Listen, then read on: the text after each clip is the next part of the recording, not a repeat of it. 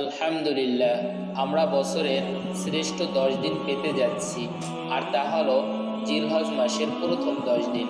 আপনি জানেন বছরের শ্রেষ্ঠ 10টি রাত কি? তা হলো রমজানের শেষ দশক। আর বছরের শ্রেষ্ঠ 10টি দিন হলো জিলহজ মাসের প্রথম 10 দিন। মহান রবের নিকট এই 10 দিনের আমল অনেক প্রিয়।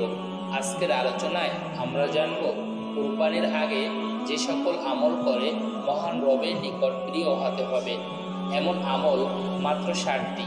আপনি যদি আল্লাহর প্রিয় পাত্র হয়ে জীবনযাপন করতে চান, তাহলে অবশ্যই আমাদের সম্পূর্ণ আলোচনা শুনে এই 7টি আমল শিখে নিতে পারেন। আজকের আলোচনা খুবই গুরুত্বপূর্ণ, অতএব আলোচনার একটি মুহূর্ত মিস করবেন না ইনশাআল্লাহ। সুপ্রিয় দর্শক, আপনাদের জন্য ইসলামিক আলোচনা তৈরি করতে আমাদের অনেক সময় ও শ্রম দিতে হয়। তাই সকলের নিকট অনুরোধ, আমাদের ইসলামিক কাজে অনুপ্রাণিত করতে চ্যানেলটি সাবস্ক্রাইব করে দিন এবং অন্য মুসলিমকে শেয়ার করে মহান সওয়াবের অধিকারী হবেন বলে আশা রাখি। ইসলামিক যে কোনো বিষয়ে জানার জন্য কমেন্টে প্রশ্ন করতে পারেন ইনশাআল্লাহ। আর কথা নয়, এখন চলুন এই গুরুত্বপূর্ণ 7টি আমল অল্প সময়ে জেনে আমলগুলো নিজেদের জীবনে শুরু করে দেই। জিলহজ মাসের প্রথম 10 দিন এর গুরুত্বপূর্ণ আমলসমূহ এখন আমি আপনাদের সামনে পেশ করছি। 1 নম্বরে, জিলহজ মাসের প্রথম তারিখ থেকে 9 দিন রোজা রাখা। যদি কেউ 9 দিন রোজা না রাখে, তবে অবশ্যই আরাফার দিনের রোজাটি রাখা উচিত।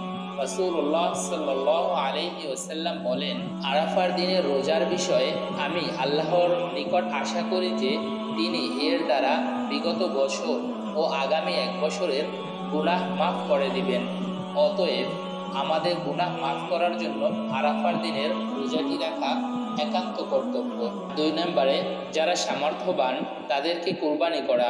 আর 3 নম্বরে, এই 10 দিন শরীরের যে কোনো পশম, মাথার চুল বা নখ না কাটা। রাসূল পাক সাল্লাল্লাহু আলাইহি ওয়াসাল্লাম বলেন, তোমাদের মধ্যে কেউ জিলহজ মাসের চাঁদ দেখলে এবং কোরবানি করার ইচ্ছা করলে সে যেন তার চুল ও নখ কাটা থেকে বিরত থাকে। আমি আপনাদের সামনে আর মাত্র 4টি আমলের কথা বলবো, তবে সেগুলো খুবই সহজ, অবশ্যই সেগুলো শুনে নেবেন। 4 নম্বরে যে আমলের কথা বলবো সেটি হলো এই 10 দিন কমপক্ষে 4টি জিকির বেশি বেশি করা। রাসূল পাক সাল্লাল্লাহু আলাইহি ওয়াসাল্লাম বলেন, আল্লাহ তাআলার নিকট জিলহজের 10 দিনের আমলের চেয়ে মহান এবং প্রিয় অন্য কোনো দিনের আমল নেই। সুতরাং তোমরা সেই দিনগুলোতে অধিক পরিমাণে তাসবিহ তথা সুবহানাল্লাহ, তাহমিদ তথা আলহামদুলিল্লাহ, তাহলিল তথা লা ইলাহা ইল্লাল্লাহ আর তাকবীর আল্লাহু আকবার বেশি বেশি পড়ো। প্রিয় বন্ধুরা, আমরা 5 নম্বরে যেটি জানবো সেটি হলো সাধারণভাবে এই 10 দিন সংক্ষেপে আল্লাহু আকবার বেশি বেশি পড়তে হবে, আর নিচের বাক্যগুলো সাধ্যানুসারে বেশি বেশি তেলাওয়াত করতে হবে।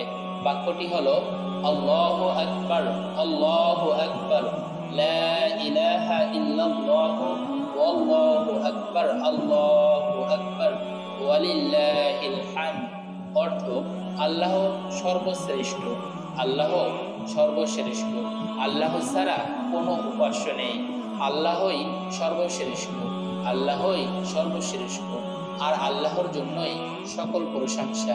তবে আরাফার দিন অর্থাৎ জিলহজের 9 তারিখ ফজর থেকে শুরু করে 13 তারিখ আসর পর্যন্ত প্রত্যেক ফরজ নামাজের পর একাকী বা জামাতে নামাজ আদায়কারী নারী অথবা পুরুষ প্রত্যেকের জন্য একবার তাকবীরে তাশরিক পাঠ করা ওয়াজিব।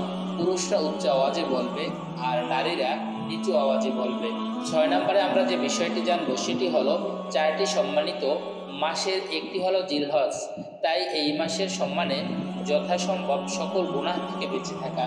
আল্লাহ তাআলা বলেন, তোমরা ওই 4টি মাসে গুনাহ করা থেকে নিজেদের প্রতি অবিচার করবে না।